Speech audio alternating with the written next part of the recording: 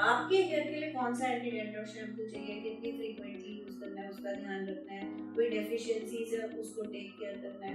Thinning शुरू हो गई है तभी ट्रीटमेंट कर लें स्टार्ट, ये ना वेट करें कि मैं थोड़ा और गंजा हो जाऊं तब मैं इलाज के लिए जाऊंगा डॉक्टर के पास।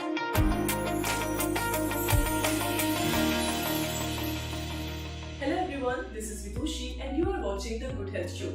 And today we are going to talk about hair fall. Hair fall एक ऐसी प्रॉब्लम है जो सबको है इस वक्त.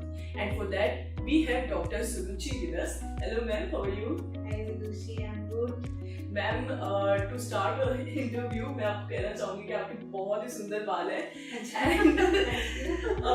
मुझे लगता है कि आप अपने बालों की भी उतनी ही केयर करती होंगी जितना जब कोई पेशेंट आता है अपनी प्रॉब्लम लेकर तो आपको पता होता है कि क्या करना है क्या नहीं करना है, तो आप उनको अपने बालों की तरह ऐसे टिप्स देती होंगी कि देखो मेरे भी बाल इतने अच्छे हैं. अच्छे बालों की चाहत तो सबको ही है, because everybody wants to look their best और प्रेजेंटेशन और कॉन्फिडेंस का बहुत इम्पोर्टेंट रोल रहता है हेयर का. तो अगर हेयर फॉल हो रहा है, थिनिंग हो रही है तो it does affect your mental health also. And ma'am मैं जानना चाहूंगी और हमारी जो ऑडियंस है वो भी ये जानना चाहते हैं कि हेयर फॉल के कॉजेज क्या हैं. ये मतलब क्योंकि इस टाइम पर सबको हेयर फॉल है, बड़े बूढ़े बच्चे सबको इस टाइम हेयर फॉल है. So what are the main causes of hair fall? जैसे पहले टाइम में लोग सोचते थे कि हॉट वाटर है तब हो गया हेयर फॉल, या मानसून सीजन आ गया तब ब्रेकेज हो रही है. बट अभी जो commonest cause of hair loss है, I would label it as a lifestyle disease. ठीक है, so hair fall is predominantly a lifestyle mediated disorder. It is the commonest reason being male and female pattern baldness. लड़कों में और लड़कियों में दोनों में ही इसका जेनेटिक रोल भी होता है, हार्मोनल भी होता है, लाइफस्टाइल रिलेटेड भी होता है. तो लाइफस्टाइल का बहुत स्ट्रॉन्ग इम्पैक्ट होने से क्या हो गया है कि जो चीज़ शायद 50 में होनी थी वो 20 में प्रेजेंट होने लग गई है. तो even young girls and boys come with lot of hair thinning, और क्योंकि जब बाल पतला हो रहा होता है तो वो जल्दी टूट भी जाता है. जी ये तो है मैम, लेकिन जैसे ना सब लोग ये सोचते हैं कि बाल तो टूटते ही हैं. जैसे कि एक कुछ स्टडी है कि दिन में 200 बाल टूटते हैं. तो कैसे पता लगेगा कि सच में हेयर फॉल होना स्टार्ट हो गया या फिर ये नॉर्मल? देखो, theoretical definition of telogen effluvium यानी hair fall is when you are losing more than 100 to 150 strands in a day. Patient के लिए काउंट कर पाना या ट्रैक रख पाना मुश्किल होता है, बट जब भी उसके यूजुअल हेयर शेडिंग से ये वेट बढ़ जाए, भाई उसको पहले कभी नहीं दिखता था पर अब दिख रहा है, कभी करते हुए बाल निकलते हैं या तेल लगाते हुए बाल हाथ में आ रहे हैं या लेटा हुआ है और पिलो कवर्स भर रहे हैं, that means excessive hair fall है. तो कुछ ना कुछ अबनॉर्मल तो हो ही रहा है हेयर के साथ, because of which it is being shed. So telogen effluvium यानी पतझड़, अगर आपके रोज के 100 या 150 बाल से ऊपर गिरते हैं तो हम उसे पतझड़ मानते हैं. ओके. एंड मैम जैसे जेनेटिकली भी हेयर लॉस का मैं वही बता रही थी कि one of the commonest reasons of hair thinning leading to hair fall is male and female pattern alopecia या हेयर लॉस. इसको हम एंड्रोजेनेटिक एलोपेशिया भी बोलते हैं, जैसे कि नाम सजेस्ट करता है. Androgenetic means androgen plus genetic. So androgen is your hormone. Suppose male की बात करें तो मेल हार्मोन टेस्टोस्टेरोन कन्वर्ट हो जाता है डाइहाइड्रोटेस्टोस्टेरोन. DHT जो है वो बाल का दुश्मन मानते हैं क्योंकि बाल की ब्लड सप्लाई ब्लॉक कर देता है. तो बाल मोटे से पतला पतला पतला पतला होता चला जा रहा है. जैसे पौधा मुरझा रहा होता है वैसे बाल जा रहा होता है. एक स्टेज आती है कि रूट लॉस हो जाता है, राइट. और रूट लॉस वाली स्टेज पे आप जो मर्जी खाद डाल लो पौधे को, आप पौधा वापस नहीं ला सकते. इसलिए थिनिंग हमारे लिए एक ज्यादा बड़ा इशू है which needs to be treated early because you can save the follicle in the early stage. बाद में क्या होता है कि जड़ी चली गई, आप पैसा भी लगा रहे हो, दवाई भी खा रहे हो, प्रोसीजर भी करा रहे हो, you can't restore the hair follicles. Okay. And ma'am जैसे ये हेरिडिटरी जो ये हेयर लॉस होता है तो क्या इसका मतलब कुछ ऐसे प्रिवेंटिव मेजर्स हैं जो हम पहले से ही कर सकते हैं? जेनेटिक, देखो जेनेटिक का मतलब जरूरी नहीं है पापा मम्मी से आ रहा है, मामा चाचा ताया नाना, कोई दूर का रिश्तेदार भी हो सकता है जिसका इन्फ्लुएंस आ रहा है. तुम्हारे की इनहेरिटेंस पैटर्न कैसा है उस पे.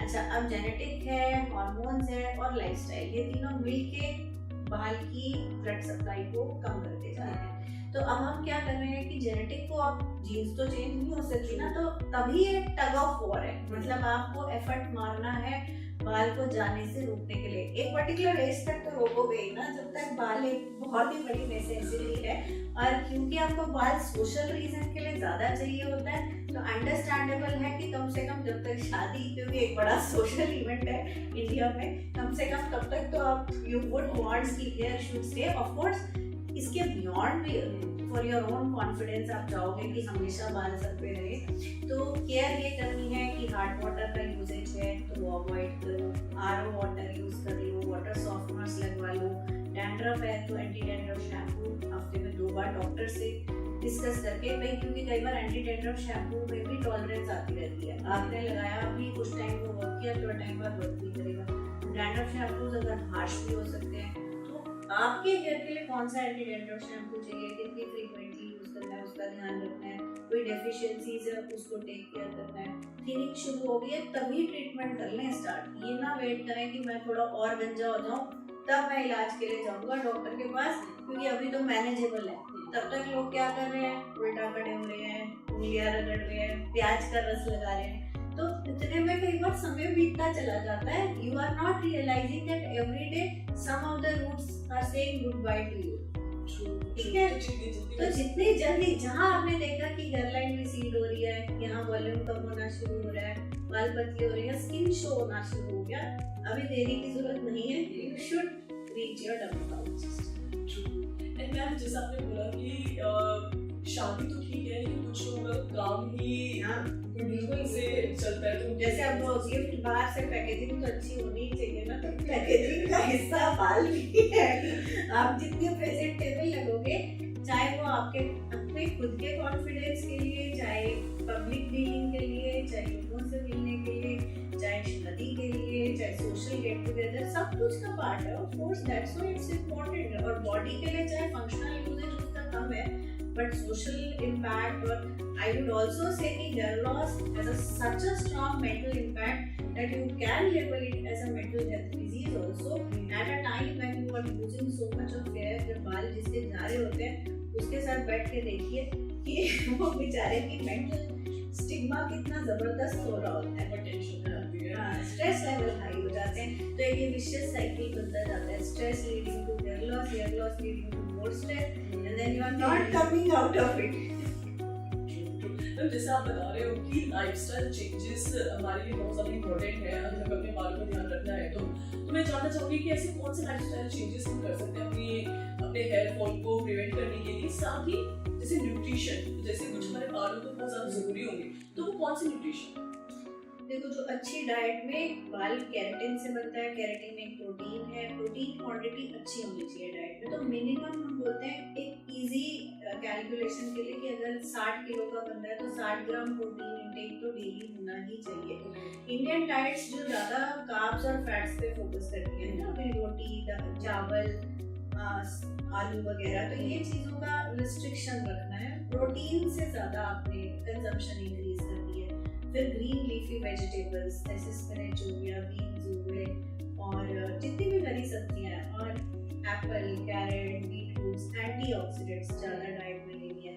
देन नेचुरल डीएचटी इनहिबिटर्स जैसे pumpkin seed extract, then flax seeds, nuts, ये सारे, और इवन एग वाइट्स, इनमें प्रोटीन भी होता है और बहुत सारे अलग विटामिन और मिनरल्स भी हैं जो बालों को फायदा दे सकते हैं। तो ये सारी चीज़ें, स्मोकिंग नहीं होनी चाहिए, अल्कोहल रिस्ट्रिक्शन होनी चाहिए, स्मोकिंग तो बहुत ही डिजास्टर्स है बाल के लिए, तो वो चीज़ अवॉइड करनी।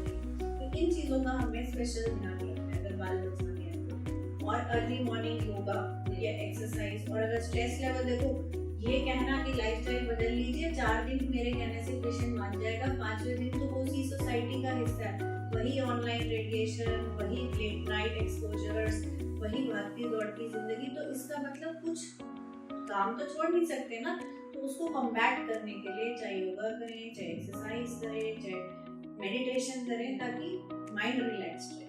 ओके, एंड मैम जैसे हम बोलते हैं कि बेडशीट और पिलो का भी बहुत रोल होता है हेयर लॉस में, तो क्या इज इट ट्रू?